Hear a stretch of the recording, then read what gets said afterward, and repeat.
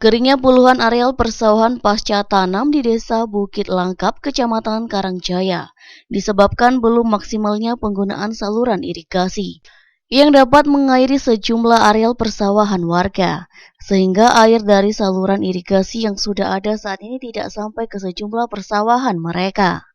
Ketua Kelompok Karya Makmur Yanto mengaku, belum adanya saluran irigasi menuju ke areal persawahan warga, terpaksa mendorong petani untuk membuat saluran irigasi secara manual dengan cara gotong royong.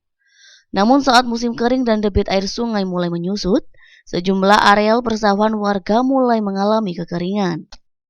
Di air karena irigasinya belum lancar, jadi aku minta tolong kepada pemerintah, khususnya utama di Sumatera Selatan ini kampung kami ini kekurangan untuk pembangunan untuk irigasi utama untuk bangunan untuk sawah. Jadi aku mohon seluruhnya untuk aku kabupaten, kecamatan, jadi aku minta nian istilahnya ditanggapilah keluhan kami ini, Pak.